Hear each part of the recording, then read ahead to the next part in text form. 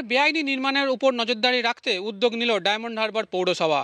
Diamond Harbour পৌরসভার 16টি ওয়ার্ডের মধ্যে কোথাও কোনো বেআইনি নির্মাণ হচ্ছে কিনা তা দেখার জন্য সিদ্ধান্ত নেওয়া হয়েছে। পাশাপাশি দেখা হবে যে নির্মাণগুলি হচ্ছে তার নিয়ম মেনে হচ্ছে কিনা। ডায়মন্ড হারবার পৌরসভা এলাকায় এখনও পর্যন্ত বেআইনি নির্মাণের বিরুদ্ধে কোনো রকম অভিযোগ আসেনি। তা সত্ত্বেও এই বেআইনি নির্মাণের বিরুদ্ধে নজরদারি চালানো হবে বলে সিদ্ধান্ত নিয়েছে ডায়মন্ড হারবার পৌরসভার। আমাদের ডায়মন্ড হারবার মিউনিসিপ্যালিটি এরিয়া সেরকম কোনো অভিযোগ আমাদের কাছে এখনও পর্যন্ত জমা হয়নি।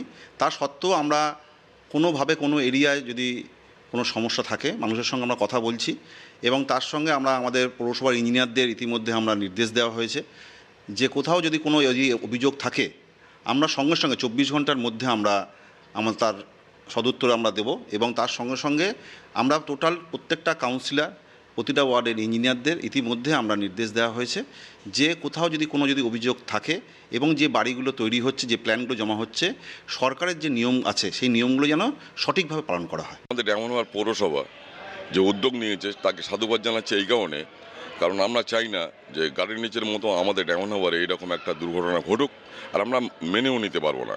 তাই আমাদের ডায়মন্ড হারবার পৌর বোর্ড এই মুহূর্তে তারা মাঠে নেমেছে যে কোনো বেআইনি যারা কনস্ট্রাকশন করছে তাদেরকে বন্ধ করার উদ্যোগ নিয়েছে, সাথে সাথে বন্ধ প্রশাসন থেকে, এবং কেউ যাতে বেআইনি একটা ইট না কাটতে পারে সেই জন্য তীক্ষ্ণ নজর রাখছে ডায়মন্ড হারবার পৌর বোর্ড। ভালো পদক্ষেপ এবং আগে থেকে সতর্ক বাচ্চা হচ্ছে এটা যে যাতে না আর কোনো গাড়ির নিজের মতো বড় দুর্ঘটনা না ঘটে, আগে থেকে সতর্ক হচ্ছে। সাধুবাদ জানাচ্ছি ডায়মন্ড হারবার পৌরসভা। গার্ডেন রিচের ঘটনা সকলের কাছে এখনও তাজা, তাই ডায়মন্ড হারবারের বেআইনির বিরুদ্ধে এই নজরদারির উদ্যোগ বা বেআইনি নির্মাণের বিরুদ্ধে যে যথেষ্টই কার্যকর হবে তা বলাই যায়। আমার শহর ডায়মন্ড হারবার থেকে জয়দীপ হালদার, কলকাতা টিভি।